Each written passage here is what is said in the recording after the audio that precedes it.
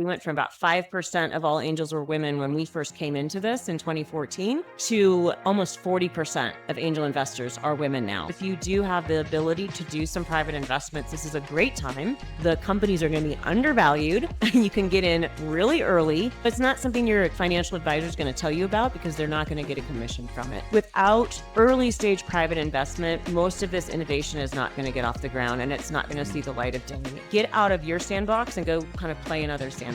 Welcome to The Diligent Observer, the first podcast exclusively focused on helping angels see what others miss. I'm your host, Andrew, and every week we explore what works, what doesn't, and why through conversations with experienced startup investors and operators. My guest today for this special episode recorded live at the ACA Summit in Denver is Kristina Montague, managing partner of JumpFund, an early stage fund focused on investing in women-led ventures across the Southeast.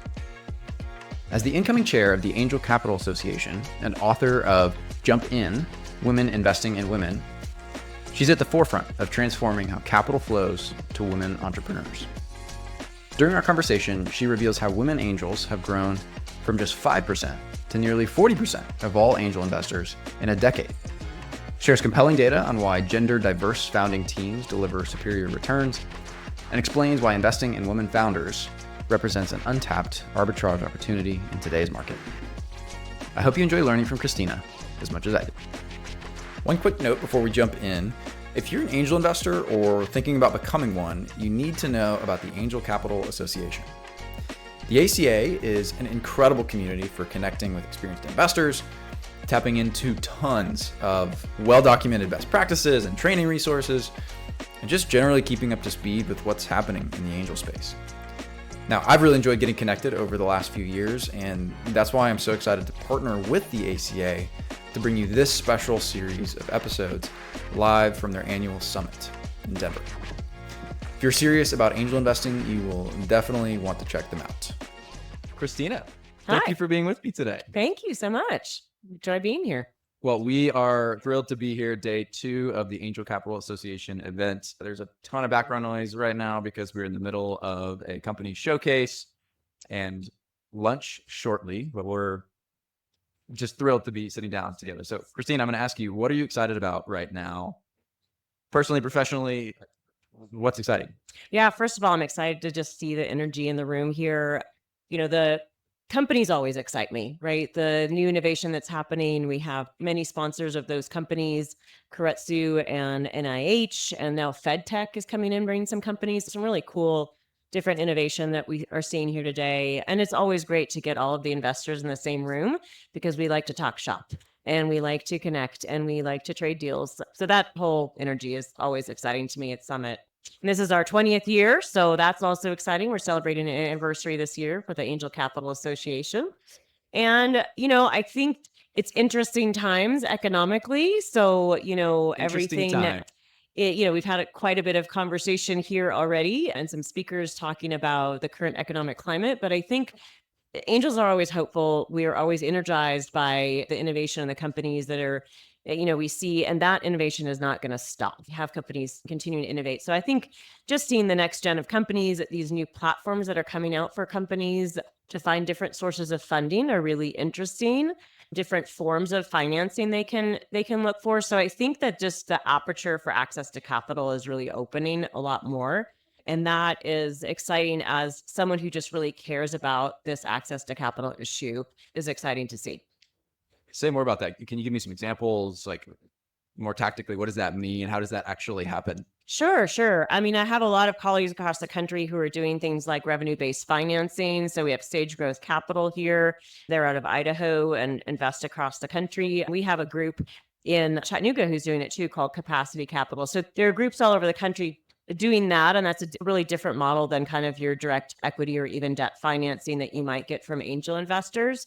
And then you couple that with crowdfunding. I mean, crowdfunding, now there's equity crowdfunding that you can do. And a lot of angel investors are actually investing that way as well, sort of expanding their own portfolios quickly and at lower dollar amounts to kind of seed a lot more companies. So those are a couple examples that I see used most frequently now. And we don't see it as competition as angel investing. It's just, who's going to create that capital stack for these companies. Some of them get a lot of great non-dilutive funding from grants and things, but if you have these other sources that you can tag on, and it's not just sort of the straight equity partners that it used to be, which is really a lot harder dollars to come by. So a lot of exciting things happening in our marketplace. Well, you are deeply involved here at the Angel Capital Association. And so first off, thank you, because I'm recently involved and just so blessed by the work that you all have done over the last 20 years to build this community. You are about to have a new job or a new volunteer position, I would say. position Yes, here. these are not jobs. These are labors of love. So tell me about this labor. Yeah. What is your new role going to be? And then maybe say a little bit about what are some of your hopes, your focus areas during your time in that role. Sure. So I'm the incoming chair of the Angel Capital Association, and I have big shoes to fill from Ron Wiseman and my colleague Marcia Dogwood before him. But, I've been engaged with this organization for the past 11 years now. When we first started our first fund in Tennessee, and I have benefited so much from the Angel Capital Association. So I want to help continue to foster these connections and relationships that really help all of these smaller funds and networks across the country achieve their goals, which is getting funding out the door for entrepreneurs and making strong returns. We won't be able to keep doing this unless the returns come in. It's been a little bit dry in the past few years, but we're still seeing some pops. I just had one of the groups that I'm invested with. We had an exit yesterday. So that was really exciting to see at this moment. A positive exit, I have to say. So can you say more? Who was it? Sure. Yeah. It's actually a really cool company. It's called Little Thinking Minds. They are an Arabic language learning company that is out of the UAE. I invested through a group called Mindshift Capital, and they're a global gender lens fund that invests across the UAE, Europe, and the US, and started by a colleague of mine that I met through Next Wave Impact Fund. And I met all of those people through the Angel Capital Association. So it's all about these connections. It's about how we are growing these other funds and networks to keep achieving our goals. So I'm excited to step into this role because I think there's great opportunities still to grow this community and really expand the tent to these other, as I said, types of capital providers, other ecosystem builders, and provide the kind of education and training that we do here at ACA and this connection piece. Incredible. Well, if that's not a plug for next year at ACA, if you weren't here this year, come next year. Come back to Colorado. In Denver, Colorado, and we'd love to see you. So when you think about kind of the next year or two, what are the key focus areas as the chair of the organization? What are the things that are top of mind for you, the things that resources are going to be allocated towards specifically? Like what are the projects, the activities, the things that you're really focused on during the season? We have really grown our organization through group memberships, and we will continue to do that. That's really the backbone of our organization. We are a member-driven organization, but we are launching a larger outreach to individuals because we're seeing a lot more individuals angel curious and coming into this space and not really knowing, where to plug in, where to find the information, where do I find these groups that I could invest alongside, where do I find funds that might fit my investment thesis or something that I care about, my values and interests. So we are making more of a concerted effort. We haven't really, it's kind of been a side thing for us. We've had an individual membership, but we're really pushing forward an individual membership campaign, which comes with a lot of perks and benefits by being engaged with this amazing network. So that's one thing. We're also starting to leverage AI more to really extract this 20 years of data we have from seasoned, experienced investors that we can then create tools so that members can just do general queries and find information that's in our archives through our webinars, through our data and insights. We publish an annual Angel Funders report. So that's exciting. That's coming online soon. And then all of these sort of cohorts that we're bringing in right now, we have a new partnership with the Center for Black Entrepreneurship that was highlighted today in the meeting. We have 6 out of the 15 from that cohort here. And that is a group that we're really focusing on education and training and connecting them in. Again, kind of all the things that we really do well, but tapping into different networks, right? People who are kind of otherwise probably hadn't been invited into these same networks. And through the Center for Black Entrepreneurship, having that collaboration and with our colleagues at Milestone Capital also who are driving that effort. So those are some of the exciting things we're doing. I could talk about more, but Well, we'll be yeah. very excited to see how those individual memberships mature. I would love to be able to talk to the Angel Funder Report archive and Yeah. whatever else, that AI tool set ends up looking like. I will use that on a regular basis. So personally watching that, and many of our listeners, I think, will as well. So I'd love to talk a little bit more about the work that you're doing apart from the ACA, in connection with the ACA, to support this gender lens investing. So tell us more about your fund. Tell us more about your book. You've done so much great work. I don't even know how to ask this question.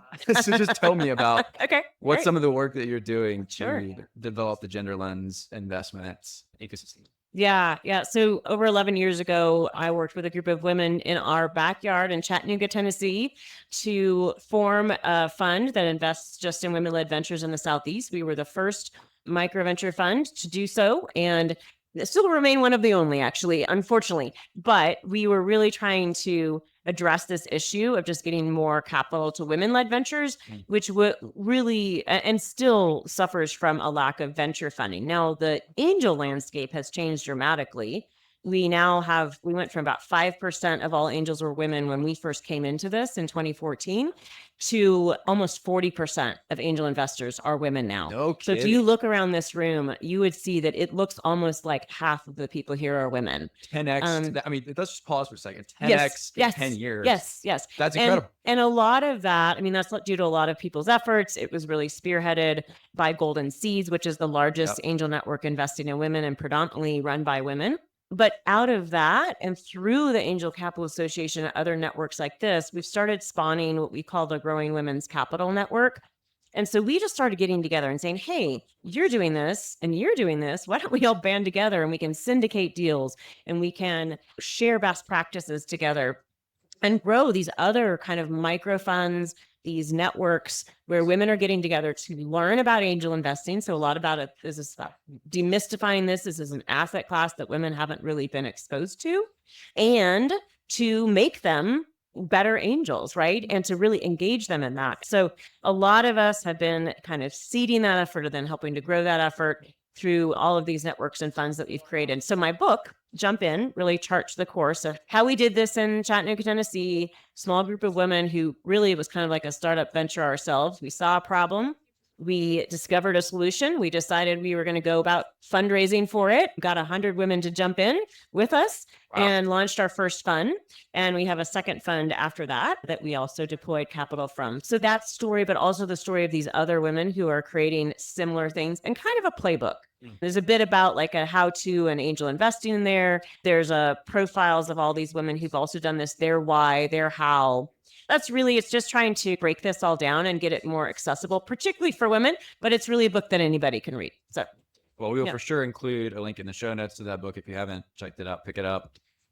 I'm curious, as you wrote that and as you have just thought very deeply about this, like, tell me about what are some of the primary barriers that you see newer angels struggling? Like, what are some of the things that you've worked with these women over the years you just find come up again and again and again and again? What are the key themes that are difficult for women when they're getting into this ecosystem? I think, this is a game of relationships. And so when you have what really was kind of an old boy network and a kind of a men's dinner club situation in the old days, this is pre even 20 years ago, where people were getting together, sharing deals, talking shop, maybe talking about the deals on the golf course or over a beer. It was a kind of very, let me say, bro environment. Yeah. But women were like, this is really interesting. There are interesting companies we want to invest in too.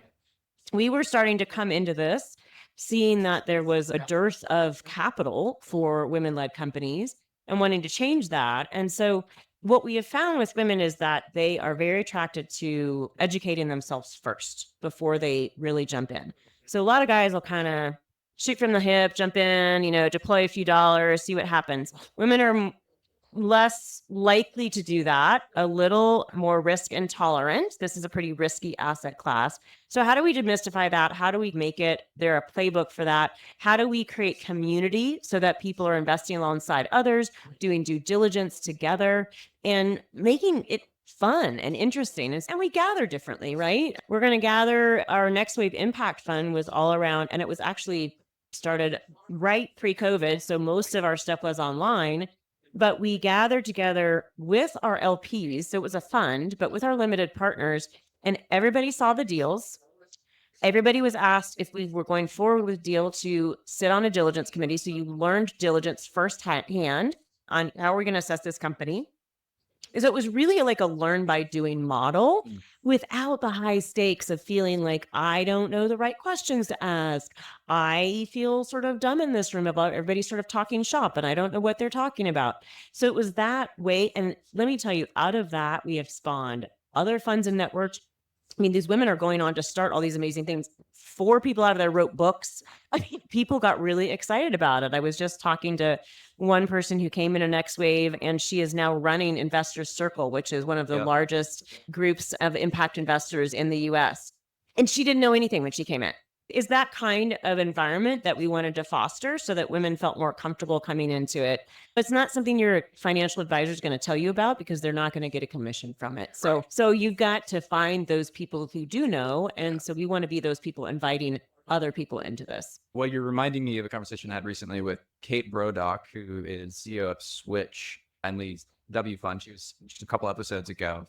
And she was hitting on a lot of these same themes of just how important education is for activating capital. I mean, there's this massive latent source of capital that really is only blocked by having the confidence to make a call and make the first investment, and to do so with confidence that it's being done thoughtfully, being done well. And I just see this theme so clearly emerging in several recent conversations. And so it's incredible to hear about the work that you're doing, and encourage anybody that's listening to this to check out that book if you haven't already. Jump in. Women investing in women. It's pretty clear what it's about.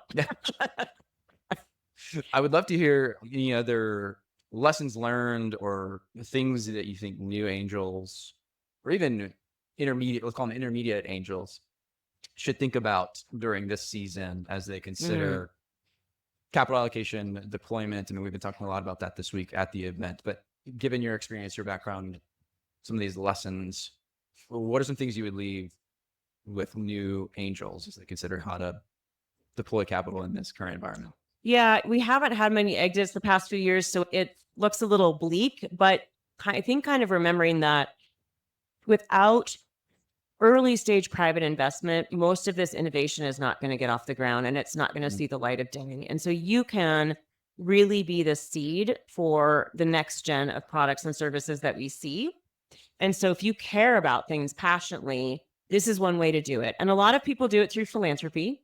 They're supporting things they care about that way, but this is another way to do that. So for instance, our second fund became a lot more impact focused without even having that be sort of an investment thesis of ours, but we started really caring about what are these companies building. For instance, we've had femtech products that have come out and been really successful in this kind of next gen of products that are coming out, or this whole industry that's being built around femtech has all been seeded by women angels. Because we understand the issues. I mean, the menopause market is huge right now. It's really blowing up, but we've always had menopause. It's just nobody's ever addressed it. Yeah. So how do you see these companies? And it's going to be even more important right now, as I think you see maybe federal dollars pulling back or grants pulling back because they don't have that non-dilutive capital. So how does the private sector step in? Granted, cash flow is not as great right now, but if you do have the ability to do some private investments, this is a great time. The companies are going to be undervalued. You can get in really early and help see these companies and get them to a point that they could be seen by upstage capital. Well, I love that you talk about the menopause market as just one example. Like, I think that's something that you're exactly right. I would love to hear, like, I'm personally curious, what are some things, if I'm talking to a femtech founder, what are some questions that you would encourage, perhaps our male audience, what are some of the questions you would encourage them to consider asking as part of that diligence process? Maybe that would be distinct from any quote unquote standard diligence workflow. What are some of the things that you would encourage to focus on? Well, the first thing I would say is don't say, oh, I need to ask my wife or sister, right? I think understanding that this person is coming to you and doesn't understand their market as a woman, that they probably do understand what they're talking about, and that there is a huge market out there for both women's reproductive and sexual health. It's an untapped market because people really haven't invested in it because it has been, as I said, a fairly bro network. And so if you're only investing in the things that you're, as our speaker said earlier, you're wowed by, that you get excited about, that you have a heart for. And a lot of that is seen through a pretty biased lens. You're going to invest in kind of who you're comfortable with and how you see yourself. So if you start looking outside of that box and be like, where are markets that I'm not tapping into? And I'm actually running a session later today on investing in overlooked innovators. And on my panel, I have people who've been investing in femtech companies. I have people who've been starting Black angel groups and seeing opportunities where others are not. And so go into those networks and find that untapped talent and that untapped innovation, because there's a huge market there that you're not seeing with your particular lens. So that's one of the things. And I think the femtech market, it's beyond obvious now that it's a very large addressable market. I think that we've proven it with some of these products and services. We have an amazing company through several of the portfolios I'm in called JoyLux, which is addressing both menopause and women's sexual health, and it's blowing up. Halle Berry is its new spokesperson. She is just kind of phenomenal across the market. And if you women haven't tested this product out, go check it out. It's called JoyLux. Those products, we had her, that founder, on stage a couple years ago here, and she got investors in the room, a lot of male investors, to invest, because it's a powerful story to tell. You're addressing over 50% of the market, right? These products and services are going to be used, and there's opportunity there that may be overlooked. That is exactly what the show is all about, helping angels see what most miss. Let's say I'm like, okay, I want to start looking for things that I'm not seeing today, right? That's a difficult thing to do because I'm not seeing those things. Like, what's the playbook? How do I start doing that? How do I start recognizing opportunities or finding opportunities that maybe I'm already naturally overlooking? The first thing is, now that we have such a large network of women-led funds out there, as well as there are over 100 Black-led VC firms out there now. Not all of them are investing in Black-led companies, but I mean, there are people who are seeing these deals that you might not be seeing. So I would say go to the experts, go to the people who are seeing these deals. That's what we do in our Growing Women's Capital call, is they're mostly women-led companies that are being invested by women. Get out of your sandbox and go kind of play another sandbox. So that's one thing, and build those relationships. The other thing that I've kind of said for a long time is, like, if you have an investor group that's all one kind of people, you're not going to have those lenses that see other things. So even if an entrepreneur came in and pitched a company to you, you may not have the lens to really see that opportunity. And so how do you bring other people into your group that would bring those diverse perspectives, understand the pain points of those markets much more personally, and have a heart for those companies? It's not by anything of your own doing. It's like, this is your worldview, your perspective, your experience. So bring other people with other experience into that. It's harder said than done, because it's hard for people like me to step in a room that is completely different than me. Actually, not hard for me personally, because I do it all the time. But You're a pro at this. But I think that's one thing. Like, some of these angel groups are launching just women investors, specifically groups, to get more women investors in. The Queen City Angels is doing a great job of this. They have a whole new Ascent program that kind of gets people in the door, does a lot of education with them, have some women-specific events, and then those people stick with them and they start becoming their investors and bringing deals to them and looking at deals. So they've really diversified their angel group a lot by just that process of looking kind of different ways of bringing folks into their networks. I think you're bringing up a really important point, and that is that there are tons of investor communities. And so if you're listening to this and you're involved in one community and you're like, oh man, we do see one kind of thing, and I like that. I like that I see the same type of thing in this group. But I also want to learn more about how to get involved in these other types of quote unquote overlooked opportunities. There's groups that are probably focused on that. And so go find one, go join one. Like, there are tons of communities out there, and we work really hard at the Diligent Observer to surface opportunities like that. We do this in the newsletter every week. And so I think there's just so much opportunity if you try a little bit. Absolutely. I've always said it's about intentionality. You have to be intentional about this. It's not just going to come to you. We used to have our brother investor group that I love dearly told us when we were starting our first fund, we're gender agnostic. We're open to any company that comes to us. We said, well, do you have any companies in your portfolio you've invested in? No. Good How many question. can you count that have actually come to you? 2. And one was a feminine hygiene product that they had no idea how to deal with, right? I'm like, if you're not going to be intentional, if you're just going to wait for everybody to come to you, you're not going to see those opportunities. So get out. A lot of it's about going to things like this too. This showcase has a really diverse group of founders here, and they're brought by all different groups that we have as part of our association. So you got to get out of your sandbox, as I said, play with other people. Angel investing is really a group sport. And so we never have individually enough capital to kind of completely fund one company. We're always looking for co-funders. And so that's where you need to get out and see what the network looks like. Yeah. Kristina, any hot takes or soapbox elements that we haven't hit on today that our listeners should know about? Well, I always have my soapbox about gender lens investing, and it's been something that's grown over the past 10 years. The landscape has really changed for that, as I said, on the investor side, but the amount of capital going to women has actually gone backwards. With venture capital, it's hovering around 2.2% of all venture capital goes to single female-led founded companies. Now, what we're seeing is that actually, if there's a co-founding team that is male and female, they're getting more like 26% of venture funding. So that number has seen a positive trend. But on the flip side of that, investors who have invested in female-led companies and or co-founded companies, they have actually seen higher return on investment in those companies than they see in their all male-led portfolios. The people who have either equitable amount in there or at least enough to be able to track this. First Round Capital was the first to do this 10 years ago with some excellent data on that. And so there is a really opportunity for returns for investors by investing with a wider lens. This is not about doing good. It's not about diversity per se. It's about, we are always coming back to, can we make better returns? And so if you're looking at more of the markets, you're looking at other opportunity that's been undervalued, right? There's arbitrage there. That's where I say that you're missing out if you're not looking at companies with a broader lens.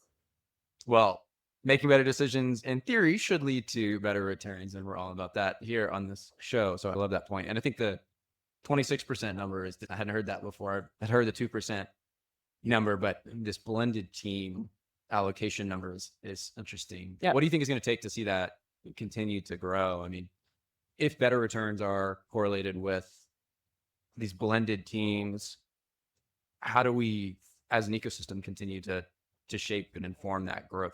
The investor perspective drives a tremendous amount of behavior. Absolutely. It's not right. You're not a fit because of this reason, go do ABC and then come back to me, is real because entrepreneurs will do that. So how, as investors, can we be thoughtful about shaping the growth here? Obviously, the work that you're doing and a lot of the ACA initiatives you talked about are helping, but what else, maybe even on an individual level for our listeners, can investors do to help drive more of this adoption and this blended approach? Check how you are treating the entrepreneurs who come to you based on your bias. And there's been many studies, you may have already known about them, of the kind of prevention versus promotion questions that are asked. Yep. There are studies out of Columbia and Harvard on this. Different entrepreneurs get different questions asked of them based on internal biases. And so checking that, are you doing that in your processes? Obviously, we need to dive deep in diligence. But again, as Bill Reichert said today, investment actually comes from the heart. You can do all the diligence in the world, but in the end, you're investing in a team and you're investing in with kind of heart over head, right? And then you're drawn to something in this entrepreneur. So true. And so I think it is really about checking those biases, widening your aperture, seeing opportunity everywhere, and understanding the statistics that they're, particularly with a co-founded team, what could that diversity of perspective really bring to the team that you might not otherwise see in maybe an all male led? Like, women are traditionally much better long-term managers of companies. We've always really proven ourselves on the HR side. We have a little more EQ out there. As you're building companies, you might want to make sure you have somebody like that who is either the CEO or the COO of the company. And also, they're very much more efficient and effective with capital. So they are going to preserve that capital as long as possible. They have a little more risk aversity. And so they want to make that capital go the distance. Now, the VCs want you to blow out your capital and we're going to give you several millions and then we want you to spend it like That's within the right. next year, That's right? right. But when we're doing angel investing, we want to make sure that money's being well spent. And women have actually proven to be very capital efficient. So there are some fundamental reasons in a company why you would want that perspective. No, that's like saying all women do that, or it's definitely not all a gender thing. That's been some of the research. I think just checking that, seeing opportunity where others are not, and realizing that there are good fundamental business reasons to have a more diverse team that you're looking at. Kristina, final thoughts for our listeners as we continue into day 2 of the ACA annual summit. Yeah, well, join us next year. We want to expand our message on this. We want to get more people engaged in angel investing, particularly if you're a first-time angel. When I came to this, as we were just starting our fund, I felt like I was drinking from a fire hose. So I was here in 2014. My first conference was in Washington, D.C., and it was overwhelming, but the energy and the excitement just made, like, I understood my purpose now. And so come and learn from us. We have education and training all year long. We run our Angel University all year long. Definitely look us up. You can become an individual member and get access to all sorts of information from us, from weekly webinars, deep tech dives, all these things, and then plug into some of these amazing groups and networks. I would say join us. That's what I would say to anybody. It's an amazing group of people, kind of a little bit of a sleeper group because, we are investors, and so we don't go out and publicize too much. We're a little behind the scenes, but if you are interested in this asset class, come learn with us and connect. I love it. Well, Kristina, thank you for joining me today. I very much look forward to our next conversation. Thanks for having me, Andrew. It was great. Thanks for listening to this episode of The Diligent Observer.